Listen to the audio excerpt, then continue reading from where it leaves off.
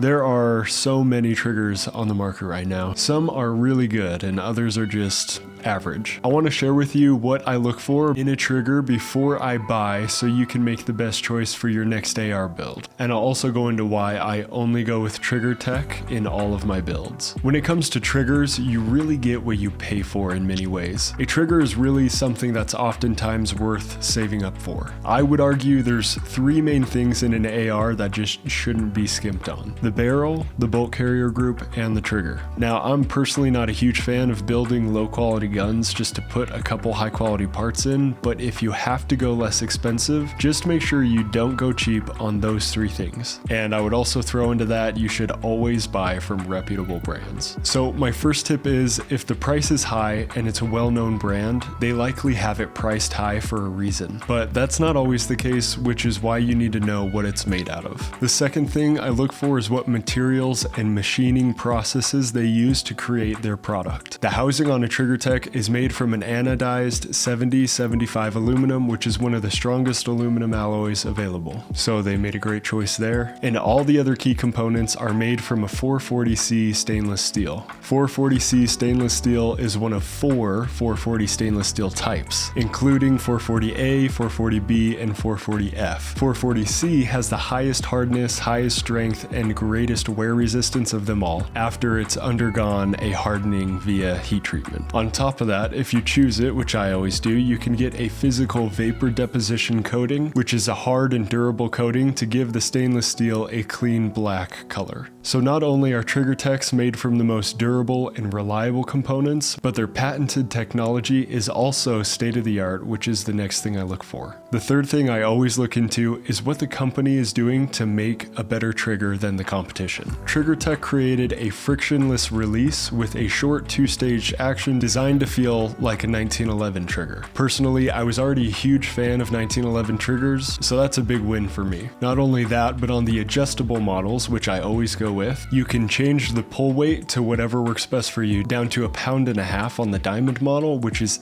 absolutely insane. I have never in my life felt a trigger this light, yet this stable. The wall is extremely defined, the break is crisp and clean, and the reset is incredible. Without a doubt, this is the best action I've ever experienced with any other AR trigger. The fourth thing I always look at is what other people are saying about the company or the product. And I will be very surprised if you can find me a bad review on a TriggerTech. Always a 5-star review, because again, you get what you pay for. And the fifth thing I look at overall is what I'm planning on building the AR for. My purpose is almost always a range training, combat, or self-defense weapon. So I want a trigger that's reliable in all conditions, is adjustable based on what I'm doing that day, one that is high quality, and anything that will assist in accuracy. And I just have to say, having a 1.5 pound pull weight when needed will blow your mind when it comes to accuracy. So those are the things I look for before I spend money on a trigger. And it's also the reason why I'm loyal to TriggerTech. Simply put, they meet all of my needs, and I'm willing to pay price for that. This Diamond model is going inside my high quality 5.56 build. This is my first time trying out the Diamond model, and it is absolutely incredible. It's everything that everyone else is saying it is. So I'm really excited to have it in this high quality build. I think overall it's improved my accuracy, and I'm gonna talk about it a lot more when I'm actually doing this full review. If you have any questions, let me know. By the way, I have these triggers linked in both my AR builds on my kit. I will see you guys in the next one.